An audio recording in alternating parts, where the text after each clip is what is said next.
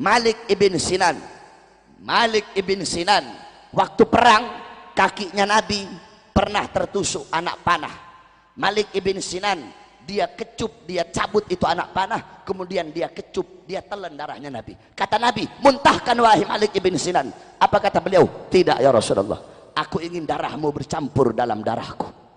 Apa kata Nabi? Haram jasadmu disentuh api neraka wahai Malik ibn Sinan. Abdullah ibn Zubair, Abdullah ibn Zubair, anaknya Zubair ibn Awam, waktu Nabi habis hijamah, Nabi waktu habis bekam, Nabi bilang, ya Abdullah bin Zubair, buang ini darah bekamanku di tempat yang tidak dilihat oleh orang. Dibawa sama Abdullah bin Zubair, dia lihat gak ada orang, dia minum darahnya Nabi. Habis dia minum, dia bilang, sudah aku buang ya Rasulullah. Di mana? Di tempat yang aman, gak bakal ada orang bisa lihat. Di mana? Di perutku ya Rasulullah. Kenapa ya Abdullah bin Zubair? Aku ingin darahmu bercampur dengan darahku ya Rasulullah. Apa kata Rasulullah? Ketahuilah bahwasanya Abdullah bin Zubair haram jasadnya disentuh oleh api neraka. Kemudian Sayyidina Ukasyah, Sayyidina Ukasyah ketika Nabi pulang dari haji wada, Nabi berkata, Nabi Muhammad berkata kepada para sahabat, jikalau ada dari kalian yang aku pernah berbuat zalim, aku rela dikisos. Semua sahabat diam. Ukasyah angkat tangan, saya ya Rasulullah. Apa kesalahanku wahai Ukasyah? Ukasyah bilang, ya Rasulullah, dulu waktu perang, ketika engkau ingin merapatkan barisan, barisanku agak terlewat maju sedikit ke depan, sehingga kau cambuk aku ya Rasulullah. Aku ingin membalas mencambukmu ya Rasulullah. Sayyidina Abu Bakar berdiri, Ukasyah, aku sahabat paling dekat dengan Nabi, aku yang pertama kali mengimani ketika Nabi Isra Mi'raj. Jangan kamu kisos Nabi, kisos saya saja, cambuk saya saja. Sayyidina Umar berdiri, Ukasyah, aku penggal kepalamu, jangan kau kisos, jangan kau kisos Rasulullah, kisos saya saja. Sayyidina Ali berdiri, Ukasyah, saya dari kecil bersama Nabi, saya sepupunya Nabi, saya mantunya Nabi, Nabi mengajarkan banyak ilmu kepada saya, kisos saya saja wahai Ukasyah. Nabi bilang, diam kalian semua. Wahai Bilal, ambil pecut, ambil cambuk yang biasa aku buat untuk merapatkan barisan. Pergi Bilal ke rumah. Assalamualaikum. Pintu rumah dibuka oleh Sayyidah Fatimah. Ada apa wahai Bilal? Rasulullah memerintahkan untuk mengambil cambuk. Untuk apa wahai Bilal? Ukasyah pengen mengkisos Rasulullah. Apa kata Sayyidah Fatimah? Wahai Bilal, bilang kepada Ukasyah, aku putrinya Nabi, aku darah dagingnya Nabi. Kalau dia mau kisos, biar dia kisos aku saja, asal jangan dia kisos Rasulullah. Tetap diambil itu cambuk, dikasih kepada Ukasyah. Kata Rasulullah, ayo wahai Ukasyah, kisos aku.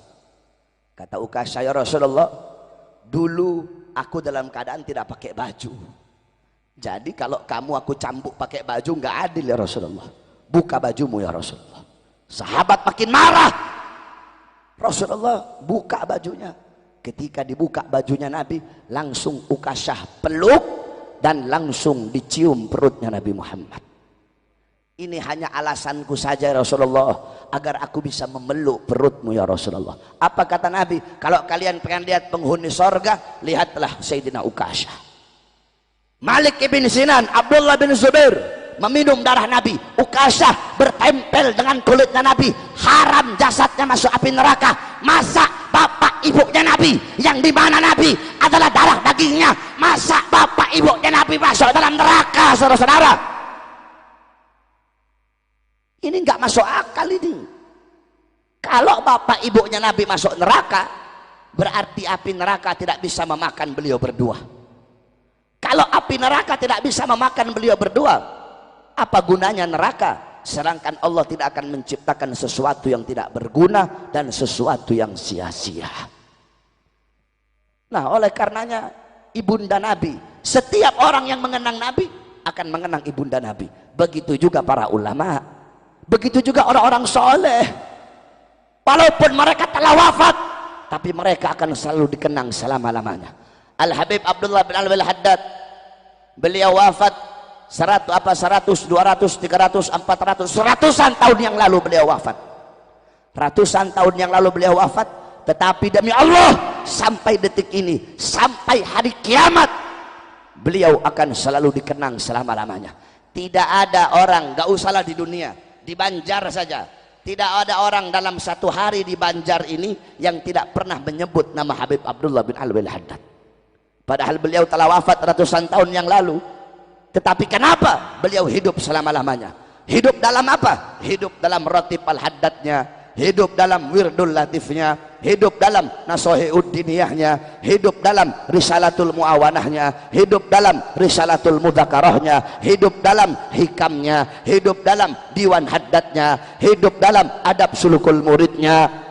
Al-Habib Umar bin Abdurrahman Al-Attas wafat ratusan tahun yang lalu, sampai detik ini sampai kiamat beliau hidup dalam Ratib Al-Attasnya. Habib Abdullah Idrus wafat ratusan tahun yang lalu, beliau hidup dalam Ratib Al-Idrusnya.